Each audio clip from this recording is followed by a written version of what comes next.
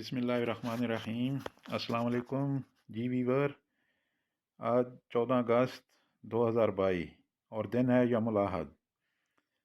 سب سے پہلے آج 14 اگست ہے، سب کو یوم آزادی مبارک ہو۔ اس حوالے سے سعودی عرب کے دارالحکومت ریاض میں پاکستانی سفارت خانے میں 75ویں یوم آزادی کو جوش و جذبے سے منایا جا رہا ہے۔ پاکستان کے یوم آزادی کی تقریب میں پرچم کشائی کی گئی۔ سعودی گلوکار احمد سلطان اور پاکستانی گلوکار سلیم رفیق نے ملی نغمے گا کر وطن سے محبت کے جذبے کو ابھارا۔ تقریب میں پاکستان کے سفیر خرم راٹھور اور تینوں مسلح افواج کے فوجی افسران موجود تھے۔ خرم راٹھور صاحب نے تقریب سے خطاب کرتے ہوئے کہا کہ سعودی عرب میں لاکھوں کی تعداد میں پاکستانی مقیم ہیں جو ایسی تقریبات کا اہتمام کر رہے ہیں جس سے اندازہ لگایا جا سکتا ہے کہ اوورسیز پاکستانی اپنے ملک سے کس قدر پیار کرتے ہیں۔ تیرا پاکستان ہے یہ میرا پاکستان ہے، تیرا پاکستان ہے یہ میرا پاکستان ہے، اس پہ دل قربان اس پہ جان بھی قربان۔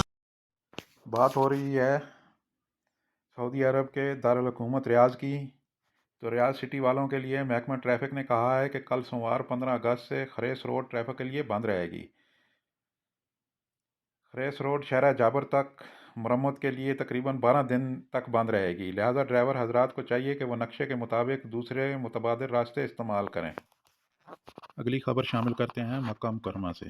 جیسا کہ آپ جانتے ہیں مکہ مکرمہ کے قدوہ محلے کو کل یوم السبت سے گرانے کا عمل شروع ہو چکا ہے۔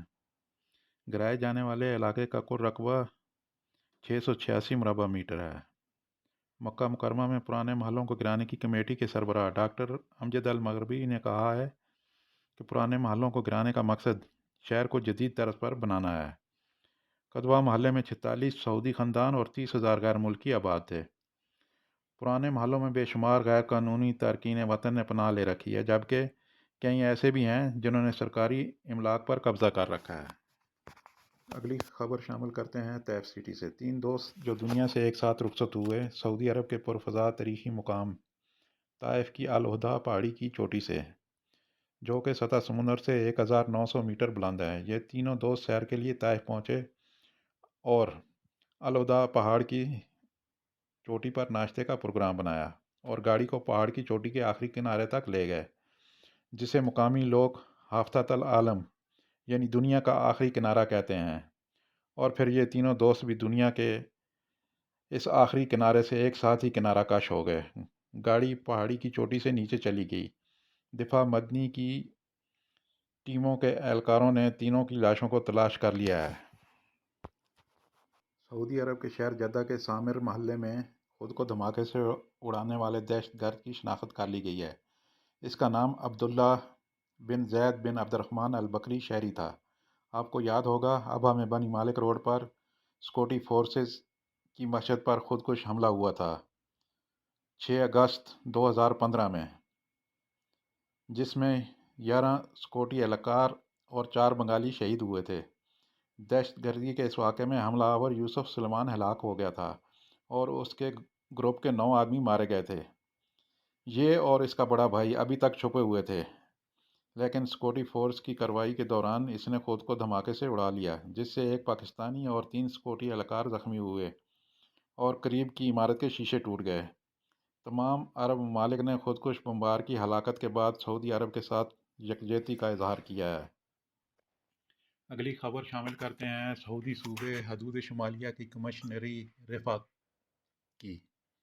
رفح میں ایک ریسٹورنٹ کے مالک نے ضرورت مند افراد کے لیے سال بھر مفت فاسٹ فوڈ فراہم کرنے کا اعلان کیا ہے۔ ریسٹورنٹ کے گیٹ پر نوٹس لگا ہے جس پر تحریر ہے کہ اگر آپ کے پاس پیسے نہیں ہیں تو شرمائیں نہیں، آپ خود بھی بھوکے نہ رہیں اور نہ گھر والوں کو رکھیں، آئیں اور اپنے اور اہل خانہ کے لیے ہمارے ریسٹورنٹ سے جو کھانا لے جا سکتے ہیں لے جائیں، میری اور آپ کی روزی اللہ کے ذمہ ہے۔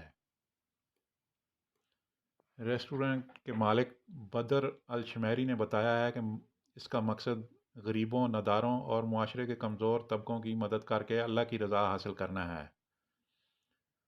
انہوں نے بتایا کہ ریسٹورنٹ میں رش ہوتا ہے، کھانا اور سروس عمدہ ہے۔ نوٹس لگانے کا مقصد شہرت حاصل کرنا نہیں ہے۔ سوشل میڈیا پر ریسٹورنٹ کے مالک کے چرچے ہیں۔ دیگر کاروباری افراد سے کہا جا رہا ہے کہ وہ بھی اس راستے پر چلیں اور ناداروں کی جتنی بھی مدد کر سکتے ہیں ضرور کریں۔ تھینک یو فار واچنگ خبر ٹی وی۔